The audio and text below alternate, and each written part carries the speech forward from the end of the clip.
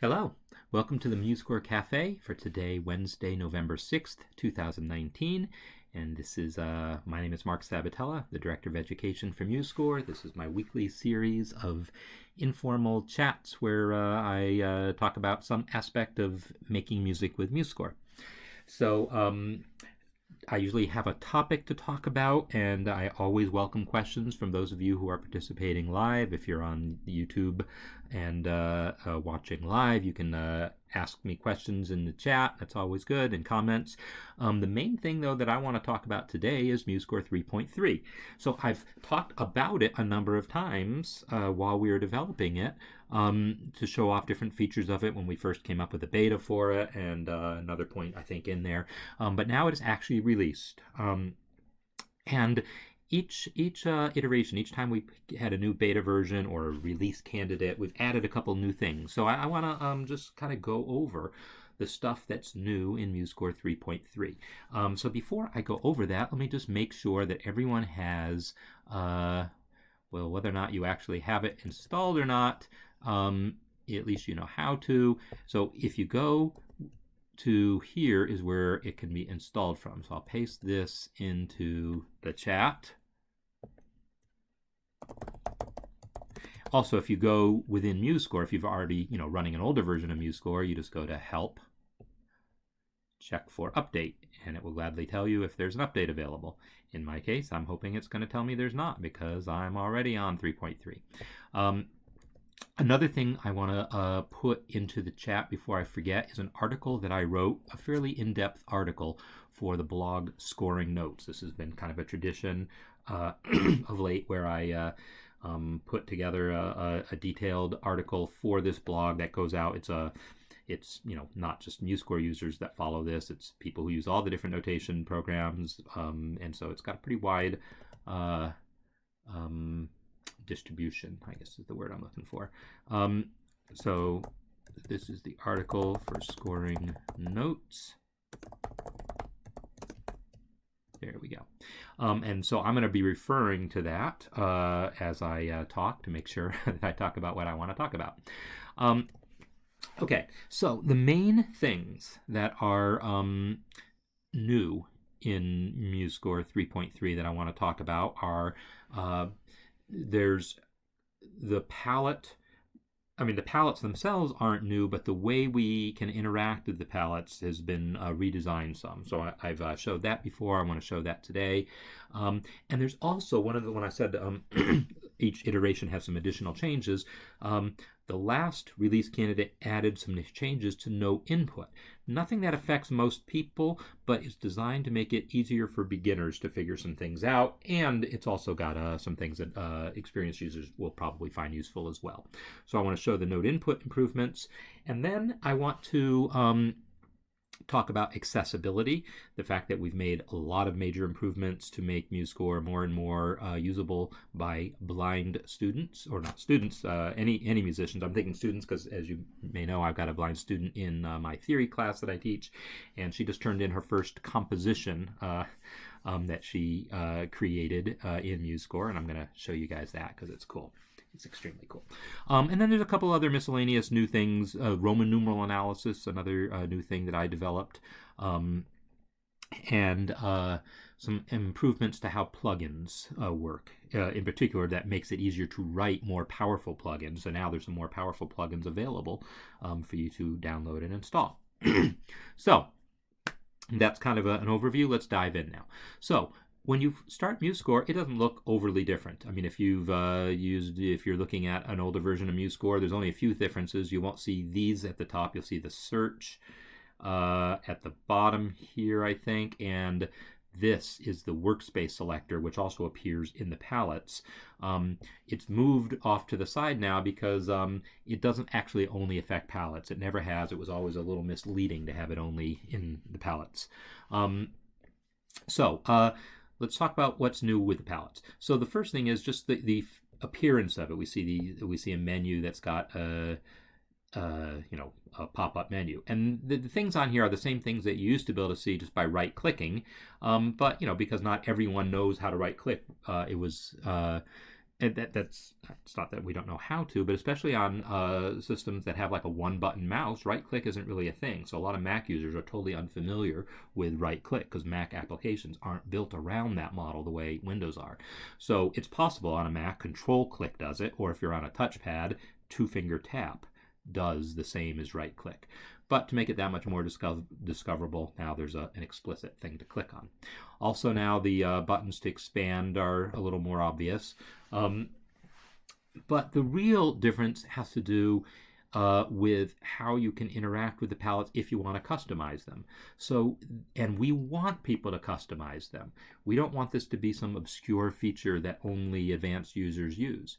So you can see I'm in the advanced workspace. Well, I'm going to go to the basic one. Oh, because I've already edited it, you can see it says basic edited here. I've made some changes to it. I don't remember what they are, but I'm going to undo them. I'm going to go to View, Workspaces, and then Reset Workspace. So this will just set it back to the defaults for the basic workspace. So whatever customizations I did, I don't need. I've gotten rid of them. So you will see the basic workspace is quite basic. And the thing is, it used to be that I would always tell people the first thing you should do in installing MuseScore is switch to the advanced workspace. Well, I'm not so sure about that anymore, because realistically, the basic workspace really is the majority of things you might need. There's really maybe only a handful of things that I personally need on a regular basis that are missing. But when I say they're missing, they're only slightly missing, because all I got to do is click the More button here, and there's the rest of my clefs. So if I decide, you know what, I really want this octave clef here, then all I have to do is drag it in. And the octave below also.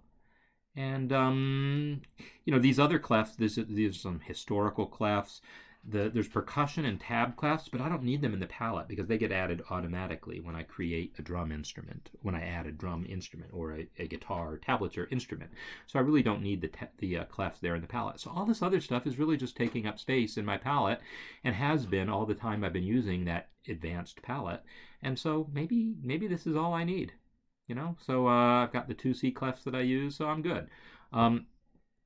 And then I can re-click More again to make that thing disappear.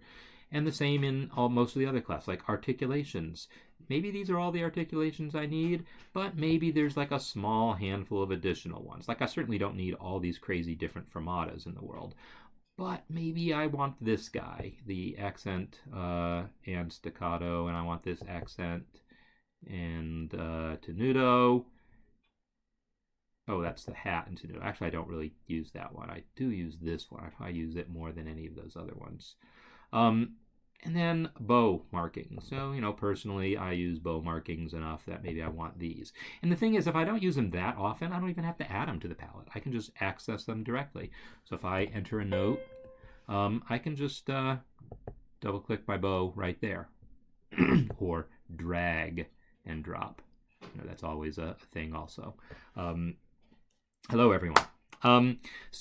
This ability to just easily customize the palettes like this is a big feature, and it means you can really get away with starting small, and then, you know, the more rarely used ones, you don't have to worry about adding them to your palette because they're just a click of More away.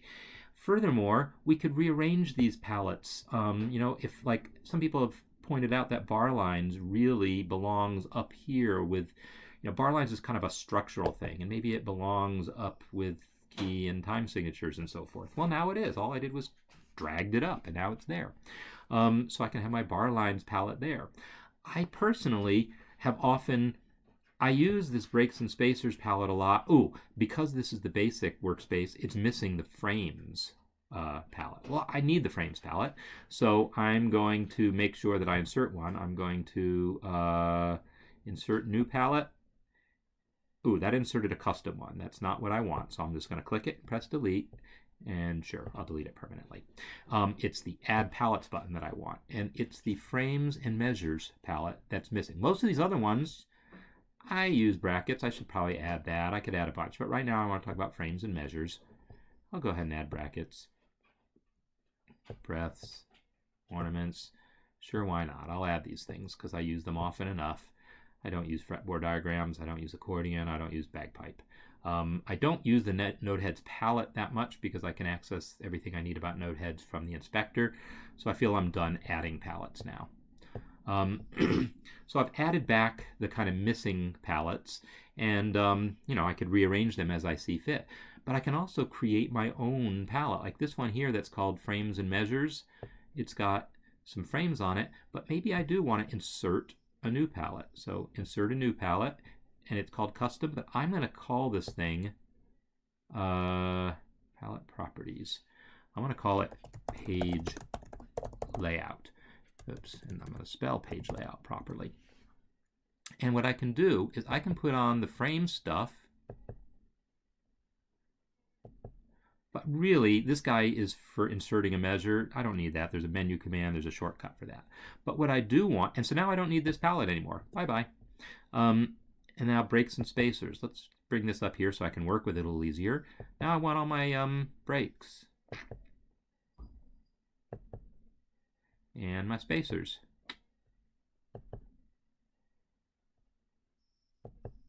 Now, as you can see, the size of these elements is something that we can also customize. I right-clicked here, palette properties. I can tell it I only want my cell size to be, instead of 64, let's make it 48 by 48. Now it's a little more manageable. I think actually 42 is the size of a lot of the other palettes, so I'm going to make my custom palette be that. Now it's going to match a little better some of the other palettes. So there you go. Now I've got a page layout palette, and now suddenly I don't need breaks and spacers anymore. Bye-bye. So as you can see, this is all really nice and simple, and I can put this where I want it. Maybe I want it at the top, sure. Brackets, maybe I put brackets right below it. These other things, I can stick in order wherever I want. So anyhow, I can totally customize this stuff. And as you see, I didn't need to create a new workspace. It used to be you had to create a new workspace, but now it just lets you do that. And you can see it now says Basic Edited, which is what I had started with because I had been playing with it earlier. You can see all these other workspaces that I've either created. MDL is installed by an extension, the MuseScore Drumline extension. These two, Music Education and Young Musicians, are ones that I had created earlier and kind of showed them in a previous cafe. Let me show you the Young Musicians one because it's kind of fun. So here you go. In this one, it's not just about the palette customizations, but the font customization. So I had actually gone to Edit, Preferences, and fiddled with the icon sizes and everyone's favorite fun font here. I made the piano keyboard display, and I made a few other customizations. You can customize the toolbars. Notice I'm only showing 2 voices on here because if you're working with elementary kids, and I'm actually going to be talking about that probably more next week. Using MuseScore in an elementary basic primary education context. There's under View Toolbars, you'll see all these customization options. So anyhow, that's not new with MuseScore 3.3, but the idea that you can really customize your palettes really kind of makes these workspaces that much more powerful. Here's one that I created specifically for page layout, a workspace. Look at that, no palettes, no inspector. This is for when I'm just working on the final, manual adjusting of things, and I'm just going through my score and, adjusting the positions of things. So say, you know what, these two guys are a little close together, etc. So I created this page layout workspace that really quickly gets rid of all the clutter. So let me go back to my basic edited one. All right. Yeah, there's that. So anyhow, that's the main deal with palettes. I don't want to spend the entire time talking about palettes, but the other interesting thing about it that I'm going to come back to with accessibility is they are keyboard navigable. You can navigate them with keyboard and apply elements with keyboard, so you don't need to see them, you don't need to use the mouse, but you will need to have your screen reader turned on, so I'll do that in a minute. All right, so the other thing I wanted to talk about is the note input improvements. So as I said, they're not things that most people would ever worry about. But let me undo all the changes I made here, get back to where I started. All right, let's pretend you've never used MuseScore before. Let's also pretend that when you started MuseScore, it asked if you wanted to see these tours explaining how to do things, and you said, nah, I don't want to see the tours. Because by default, MuseScore will show you, give you kind of pop-up help. But if you ignore that, as a lot of people tend to, I'm looking at this. If I didn't know how to use MuseScore, I might think, hey, you know what? I see a half note here. Let me drag this into my score. Hey, wait a minute. Nothing's happening, right? Nothing happens. Oh, maybe I click this. Okay, so there's the thing, is it used to be the case that clicking that half note did nothing. If you just clicked with nothing selected in your score, and who would know to select something in your score if you've never used MuseScore before, it used to be the case that selecting a duration did nothing. Well, now with nothing selected, clicking a duration key will put you into note input mode. You still can't drag the note in there, but as soon as you move your mouse, you see the cursor is showing you this. That's not new. But then you learn that you can enter notes with the mouse. So it's designed to make it that much easier for a new user to figure out that there is this thing that happens where, oh, I guess this puts me in note input mode. You don't know that's what it's called necessarily, but it gets you into entering notes without having to read a manual to figure out how to get started. So for most users, whatever, we're used to doing things like selecting a location first and then going to note input mode by pressing N. And so none of that has changed. But the thing that has changed is if you haven't selected something, you can get to note input mode more easily. So the other thing that's changed about this are the accidentals. So normally to enter accidentals, I would type, if I want a C sharp, I would type a C and then up arrow to make it C sharp. Up arrow raises the pitch. If I wanted a D flat, I would say D down arrow. So that's the normal way that I enter accidentals. But there's also the accidental keys here, or buttons, on the toolbar. In fact, let me go to Advanced Workspace because I want to be looking at double flats and double sharps. Okay. So double flats, double sharps. If I wanted to enter, say, a C double sharp, there's no way to do that without using the toolbar. Now, if you think about the way the toolbar works, everything else here, like if I want to enter a half note, I click the half note, then I enter the note, right? We know this. If you've used MuseScore at all. Similarly, if I want to enter a rest using the toolbar, I click actually I first select a duration, then I click the rest, then I click in my score. Of course, I don't use that. I just use 0 to enter rest. It's way easier, so I never actually use this thing. But the point is the duration keys, including the dots. If I want a dotted quarter note, I can click the quarter note, I can click the dot icon, and then I can enter my C, and it enters a dotted quarter. So all these buttons on the toolbar work by telling MuseScore what to do next. Well, the accidental buttons used to be the other way around. I mean, up until now, it's been the case that they didn't affect the next note entered, they affected the previous note entered, which is backwards from everything else on the toolbar. So this was also confusing to new users, but not just to new users. It's also the case that, like, if I wanted to enter a C sharp right now, there was no way to do it without first entering the C. Let me undo that. 5 for quarter note, C sharp. So that's all well and good, but if a lot of people have complained that it's distracting to have to hear that C natural. They knew all along they wanted a C sharp. They just wanted to enter the C sharp right away. So we have now changed how the accidental toolbar buttons work. If I want to enter a C sharp, well, first let me enter just a regular C. If I want to enter a C sharp now, when I hit the toolbar button, it's going to work just like the durations. It doesn't affect what's already entered. It affects the next note I enter.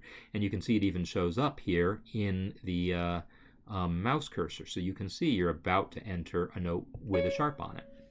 So it makes it more kind of consistent with how the rest of the toolbar buttons work. It means that you click the accidental before entering the note rather than after.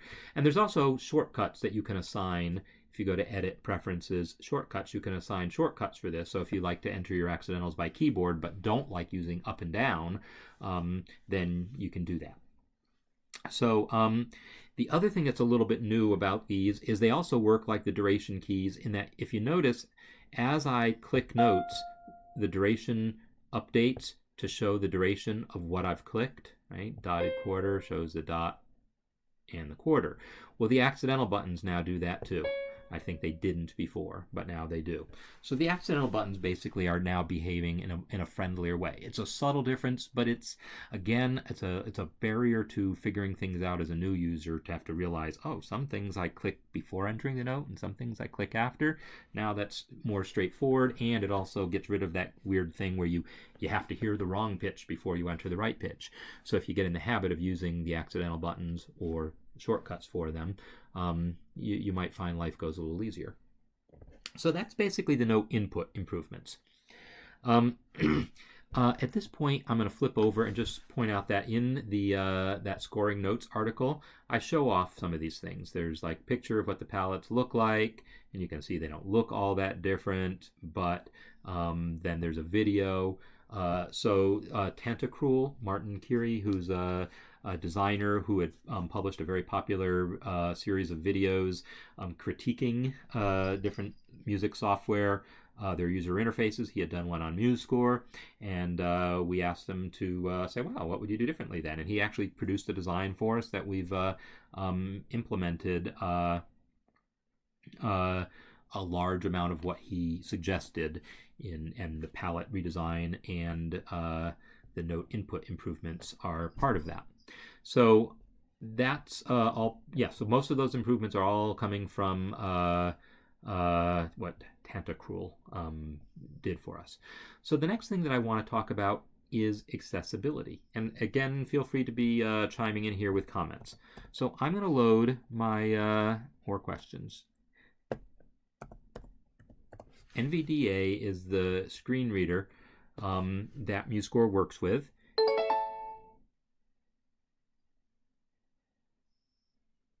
Okay, that's right. I used to have it announce things, but now I turned off the announcement. So the screen reader is now active, and if I start doing... Untitled note C sharp 5 quarter beat 4 accidental sharp.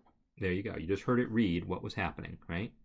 That in itself is not... MuseScore 3, untitled star window, untitled note C sharp 5 quarter beat 4 accidental sharp. So it's activity. It's telling me about rest everything. 8th beat 3.5. Note C5 dotted quarter beat 2. So it reads things aloud. Now MuseScore has long supported, for several years, we've supported reading things aloud. Some things broke recently when some stuff changed about how NVDA works and how the Qt library or Qt library we use interact with each other. So we had to do some stuff to get things working again with MuseScore 3.3. By the way, that reading, activity, I don't know what it is. It only started doing that yesterday. I think it's telling me that something else is happening on the system. Maybe it's telling me about autosave kicking in or something. I don't know. But every once in a while, it just reads activity for no reason. Not just in MuseScore, but in other programs too. So someone, I hope at some point, can tell me where that's coming from so I can just hopefully make it stop. Anyhow, so the things that are new, it just has to do with a lot of refinements. So, for instance, there's so many of refinements here, it's hard to actually know where to start. But if I add a MuseScore 3 coda, a coda marking to my score, MuseScore 3 untitled star window, untitled marker coda. So it reads the coda. If I use Alt plus left, Alt plus right, these are the main shortcuts for accessibility. Alt. Activity. So Alt plus left. File Alt plus F. Okay, so Alt by itself. Untitled bar line, normal bar line, beat 1 marker coda. Okay, so it's telling me that there's a coda there, and as I navigate the score... Note E5 half measure 5 beat 3. So notice it said measure 5 beat 3. When I hit Alt left again...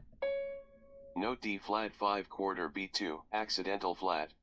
It didn't bother to say measure 5 that time because we know we're still in the same measure. Yeah, there's that stupid activity again. So I go right. Note E5 half beat 3. I go right again. Bar line, normal bar line, measure 6 beat 1 marker coda. So it reads the, I guess it's reading the coda marking along with the bar line. I didn't remember that it did that. Marker coda.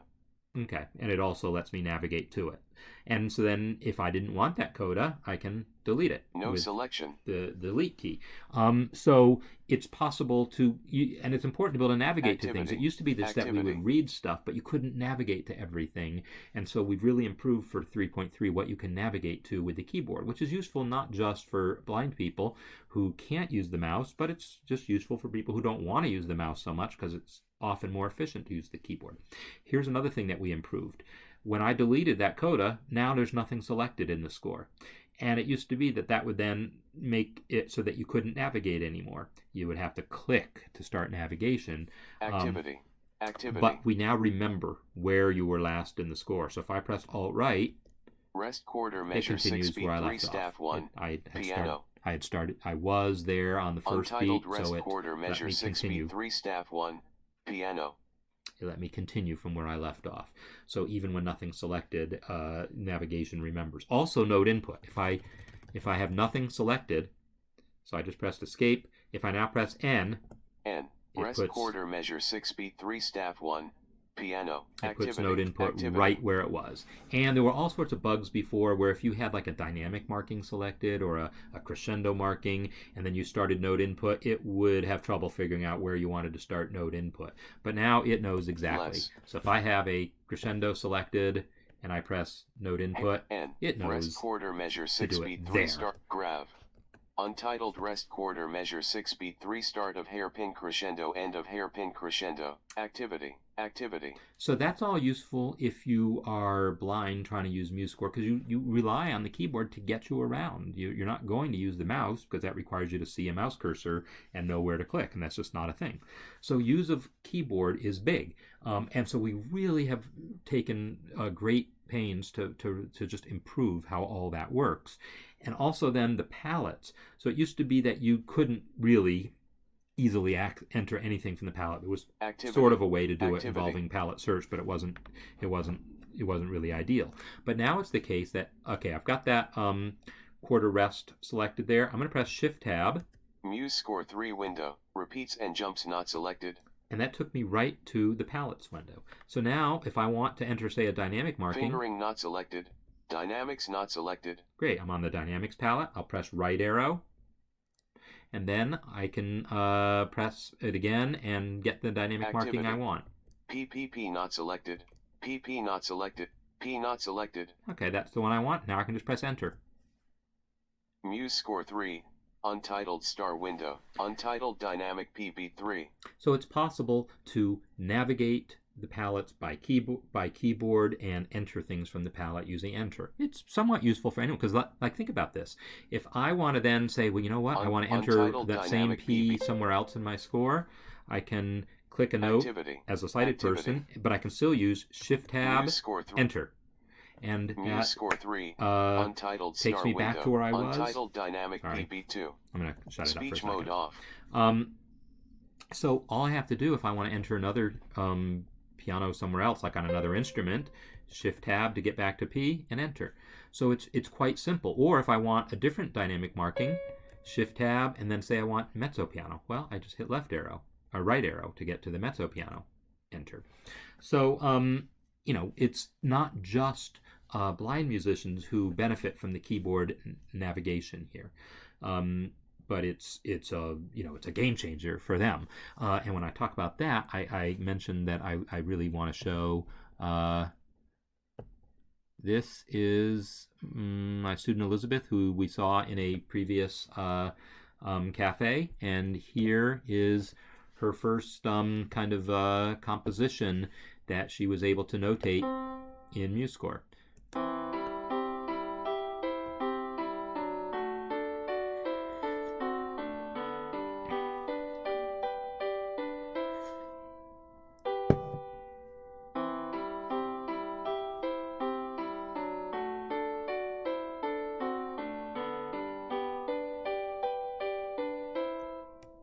So, I don't know if I can adequately explain how life-changing it is for a blind musician who has basically been cut off from the world of notated music to suddenly be able to read and write it I mean, you can learn to read Braille music, but to have like the same notated music that other musicians are reading from, and you to be able to read it, because this if I turn the screen reader back on, it will happily read this score out loud, like you heard it reading things out loud before. But then also to be able to write music for other people, right? I can sit down at the piano and play this, so she's able to compose something that I can play. I mean, it's just an amazing thing that has now really become fully possible in MuseScore, is this ability to use with pickups get screwed up. Okay, I don't know what that's about. I just got a text message. I don't know if that's relating to oh, okay, never mind. That was something. Okay. I thought maybe someone was trying to text me based on this because it was a MuseScore thing, but it's not related. Okay. So yeah, so accessibility is a huge benefit to what we've done in MuseScore 3.3, really making it just that much better. And there's some other, still room for improvement, and we've got some more improvement that'll be coming in, the next gradually over the next few minor releases also. So as far as other actual features, the next one that I wanted to talk about is Roman numeral notation.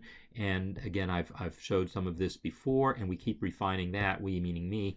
I'll enter some notes. So to enter Roman numeral notation here, well, actually, I'll show that first. Add text Roman numeral analysis. So I have already defined a keyboard shortcut for it, Control-Alt-R. And all the keyboard shortcut, I keep talking about customizing them, so Edit, Preferences, Shortcuts. This is where you can customize shortcuts. You can see what all the shortcuts are, and then you can customize them. So Control-Alt-R is what I've got. So Control-Alt-R, and now I can type some Roman numerals, and it automatically formats things appropriately. So like if I want a 1 chord, I get a 1 chord. If I type a 1, 6, it knows to superscript the 6. If I go 1, 6, 4, it knows to superscript the 6, but not the 4. If I type 5, 4, it's not like it automatically subscripts 4. I'm sorry, it superscripted the 6, subscripted the 4, and made them align vertically. If I type 5, 4, it knows to superscript the first number, because then it might be 4, 2. Right? And then that's for third inversion. Or maybe it's 4-3 because we're actually showing a suspension. So it formats things according to kind of how you think things should work if you do Roman numeral analysis.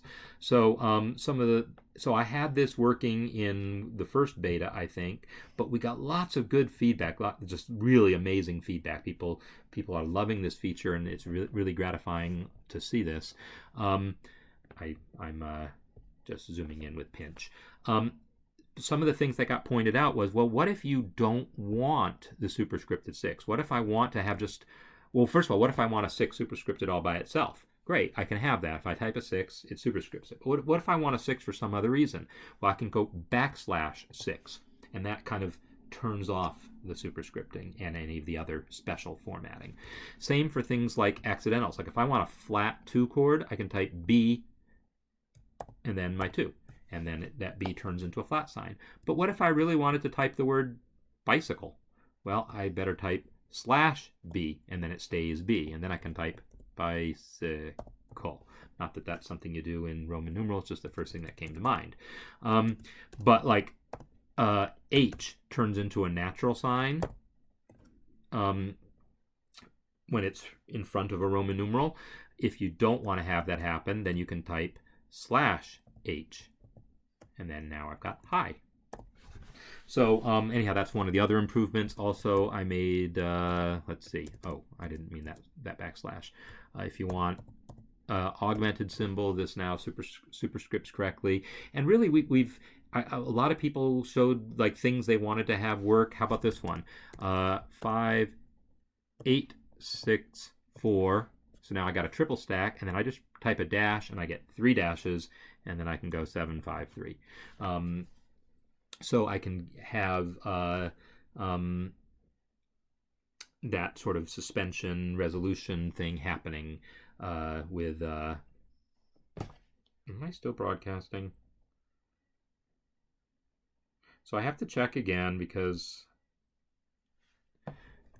my thing has stopped, and I never know if that means that I'm still broadcasting. If anyone's here and you want to like save me the trouble of figuring out, it says I'm streaming. If anyone wants to say hi in the chat, now would be a really good time so I don't spend a lot of time figuring out if I'm still broadcasting. So yeah, so accessibility is okay. That's way behind on what I'm hearing. So I'm just gonna. Yep. Okay, I'm there. Thank you. Thank you. Okay. So Roman numerals, we really tried to cover as many bases as we could so that you type something the way you think it should work, and it basically works.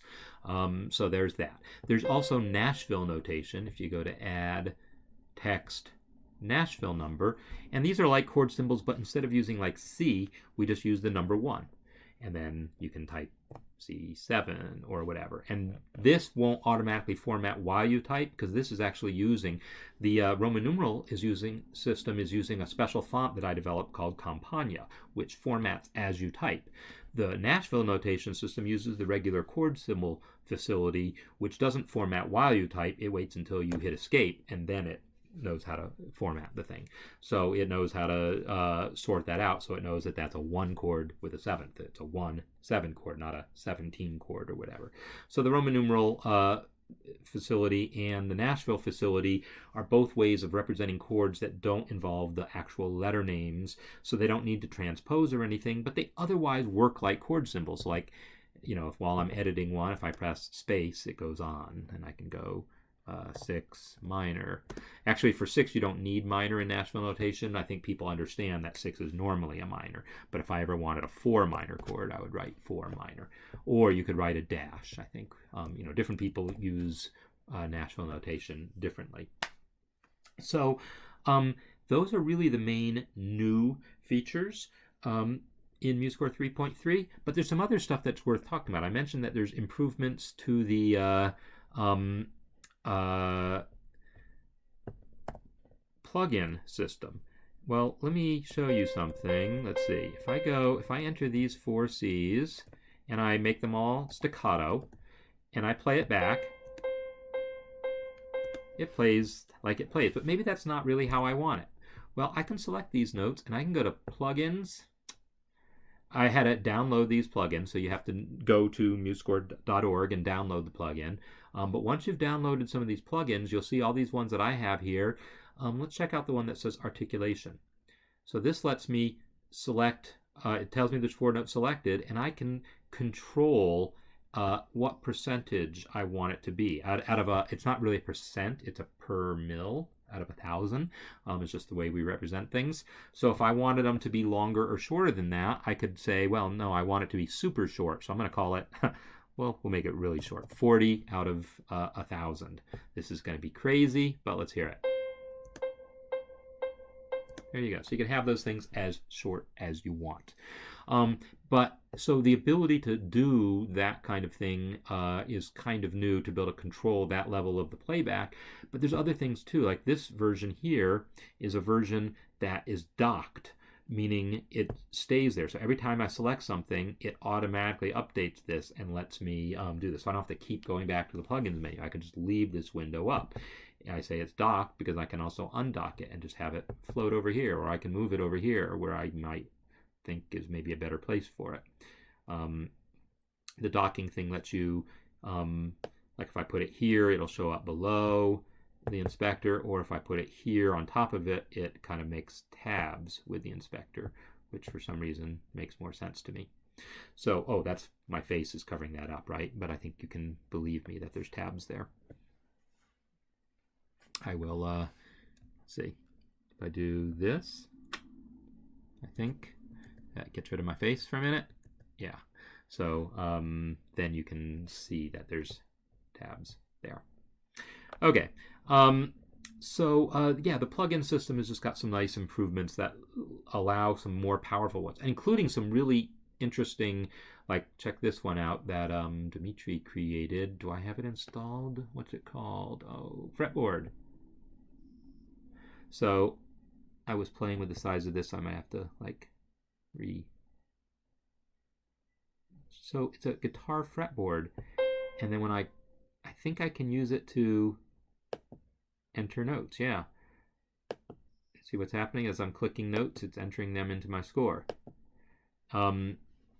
So I haven't really learned how to use this thing, but it looks like you can customize how many strings. And so it's another way of entering notes. If you don't really read music, but you want to write music and you don't want to enter it as tablature, you can use the guitar fretboard here, which is a plugin, to enter notes into the score. And I think even as you click notes, it might show. Yeah, I don't actually know how this thing works. I've never really played with it. But anyhow, this is another thing that's possible because of the improvements we made to the plugin framework. If I go back to my scoring notes article, I want to make sure that I've hit the things that I wanted to hit. Plugin framework, including remarks. Yeah, so those are the things that are new in MuseScore 3.3. And it ended up being a fairly significant thing for something that came up kind of quickly. It started as just the palette redesign, but then we had this opportunity to say, well, what else makes sense to do now? And I had just finished that Campagna font, so it was really easy to just bring that into MuseScore for Roman numeral analysis. And because I had that blind student, Elizabeth, coming in my class, and I really wanted to get these accessibility improvements happening, and the palette redesign was also making some accessibility improvements, we had this opportunity to make that happen. So really, we went from in the middle of the summer not knowing we were even going to have another release coming up right away to having a release that has some pretty significant new improvements. So we're expecting, as now that it's been out for a week, the reports of, okay, this isn't quite working right, this isn't quite working right. There's some people that are having trouble on Linux because of some library that we used to not need that now we need now, and whatever. There's some cases where it crashes on start or the palettes don't display or whatever, especially on Linux, that I think we finally figured out what's going on, I think. And so we'll probably have an update to fix some of the problems that inevitably show up when you introduce new things. And I've got some accessibility improvements. Like if I turn my screen reader on right now, it's not going to read the Roman numeral analysis very well, because I wasn't thinking about that when I did the Roman numeral analysis. But I now have that should be working probably for the next update. And yeah, some other, we'll probably have some other little tweaks to how the navigation works in the palette and whatever else. So I would expect a 3.3.1 to come up soon, but it's not like 3.3 is broken or anything. It works great, except on the Linux systems where it doesn't. So I definitely encourage people to get this. I think once you really wrap your brain around the palettes and how easy they are to customize and really do what you want, I think, it will probably be a little while before people really start really taking advantage of them as fully as fully as we might hope. But it's really a way of streamlining your workflow, and that's really, usability is just a big focus for us right now. It's just making MuseScore more and more easy to use. So feel free to be asking me questions here. I see plenty of people who are following along, and hopefully it's because I'm doing such a great job of explaining things that there's no questions. But by all means, feel free to ask questions about the new stuff, or, as always, about whatever, because, I'll just kill a little time before I sign off. And so if people have questions, I'm happy to answer them. Let me think if there's any things that I want to be talking about. Well, the other thing I guess I'll tell you is next week, probably I'm going to talk about using MuseScore with young musicians, basically. I've talked about MuseScore in an educational setting before. Sometimes I'm really talking more about college-age musicians, but now I think I'm going to talk about specifically with really young musicians. And I'll also do one coming up maybe in 2 weeks, or maybe, who knows what other topics will come up. But I want to return to the accessibility thing, and I want to bring Elizabeth back. You may recall, like, over the summer, I sat down with her and showed her how to do things, and it was, like, brand new to her. Like, she had never seen this stuff before, and now, she's able to do this. I mean, she did this all, I didn't see one note. I didn't, watch her or anything do this. Just one day, she uploaded this and said, okay, here's my first composition. Okay, so can you add arrows and brackets to, oh yeah, so arrows and brackets to Roman numeral analysis. So here's the deal. So arrows. Tell me about what you'd want with the arrows. Meanwhile, I think I know what you mean with brackets. What you probably mean with brackets, well, actually, maybe you don't mean this. For brackets, I can certainly type just a regular square bracket, and it makes the bracket a little bigger than usual so that it encompasses the superscripted numbers. So brackets work already, that kind of bracket anyhow. Arrows, so I'm not sure exactly what kind of arrow you might need. So, but one of the last changes that I made was to make sure this would work with the special characters palette. So while I'm editing this Roman numeral, if I press F2 to bring up the special characters palette, I can come to Unicode symbols and arrows. Any font. Oh, arrows. Okay, so because Campania font doesn't have any arrows, it's not showing up in here, which is a bit of a drag. So that's not going to work that way, but I can still make it work. Let me show you how. We have this lovely palette customization facility. I'm going to add some text here. I'm going to type Control-T. Now I'm going to go back there, and now I got my arrows. Right? So here's, I don't know what kind of arrows you need, but I'll just, actually, let me just add the up arrow. Let's say the up arrow is the one you want. I've now got a text that's an up arrow. Well, I can add this to my text palette. Control, Shift, drag. And now I've got my arrow here. Well, now I can come here and double click my arrow. Oh, come on. Really?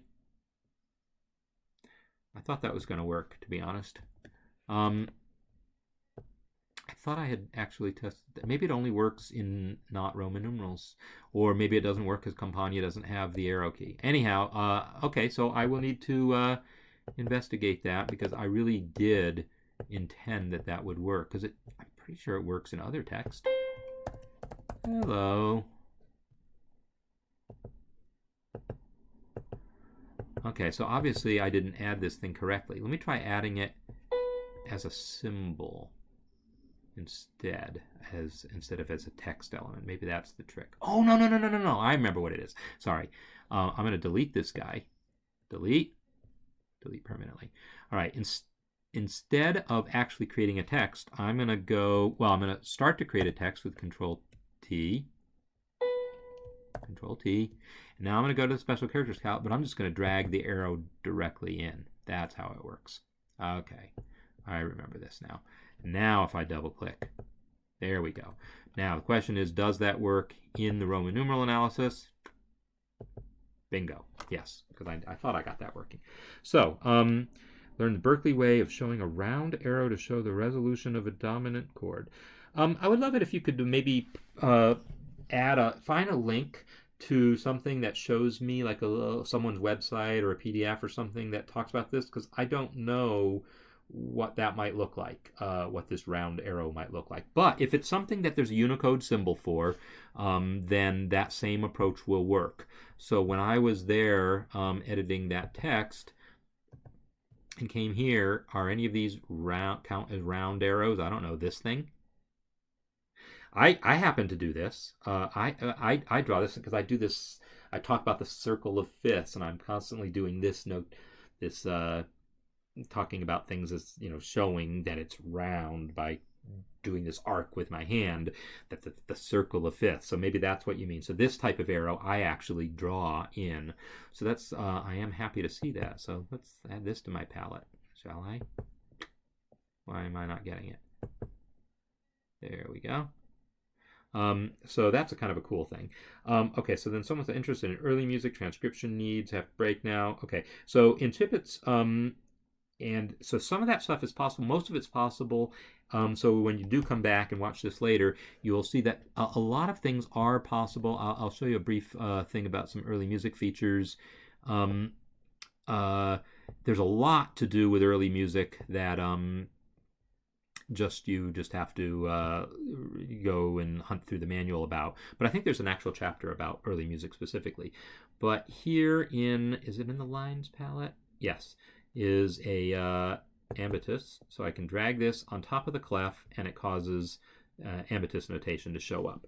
Then if you prefer not to see it as connected here, but you want to see the thing off to the side in the margin that's sometimes used, you can use the, oh, I added that while I was still in text edit mode, so it didn't stick. I'll do it again. I can use the image capture tool to capture that. Oh, and remember those clefs that I said I never use? Let's use one, shall we? Oh, not the clefs. It was the, is it the clefs? Oh no, it was under more because I was on the basic palette. It's all these interesting clefs and things here. Let's add one of those clefs. All right, move the notes down. So undo that. Select all, down, down. And I need to update my Ambatus, and that should be in, oh, that's my dock articulation. Let's go back to inspector. I need to update the range of my Ambatus. Update range. Apparently the Ambatus doesn't know about that clef. Okay. Oh, there it goes. Okay. So now I can take an image of this. Probably that 4.4 isn't what I want either, right? And so as long as I'm showing things off, let's go in and let's go to the time signatures palette. And again, more, if I go to create time signature, we'll see that we have other options for the display of the time signature. Although, where are they? I know they weren't working for a while, and I thought we actually have them working now, but now they're not showing in here. So to be honest, I'm not sure what's up. Maybe I have to go to the master palette to see them.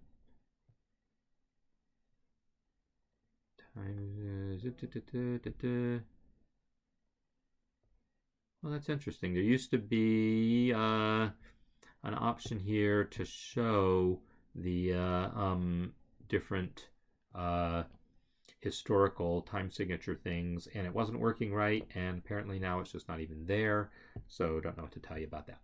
But if I take an image here, so Control C, and now, oh, actually when I do this, I want to set, oh, the resolution, set it to 360. 360 is like the magic number that will give you the same resolution, so it'll come out life size basically. So I hit Control C, now Control V, and I got my thing. I can move into the margin. Oh, I'm gonna have to disable auto placement on it. So I can alt drag. Alt drag will disable auto place. Let me just reset the thing. Alt drag. Okay. And of course I would have to actually create a margin. I have to set up my margins appropriately. But anyhow, this is the kind of thing that I know people do creating early music stuff, because like do I have some right here? Yeah. I got, here. I got one there that I think you're probably seeing right now. Yeah, that kind of thing is the kind of thing that I have in mind anyhow. So, yeah, so we have a fair number of early music features in the program. So anyhow, hope you've gotten something out of this and have fun exploring some of the new things in MuseScore 3.3. They're not like huge changes, but you know, for people who use Roman numeral analysis, that's really great. For blind musicians, the accessibility is absolutely amazing. But I think everyone will be able to find a use for that palette customization. Just, I mean, if you're currently using Basic but wish it had a few more things, you saw how I did that. Or you could do what I did. What I've been doing, which is starting with the advanced palette, by and saying, you know what, I'm not going to use this one, or maybe this one, and I'm not going to use this one. I'm not going to use this one. I'm not going to use this one. I'm not going to use this one. I'm not going to use this one, or these two, and bye. Right. So you can start with advanced and clean things up, and they're not totally gone. If I ever need them, just press more. They're still there.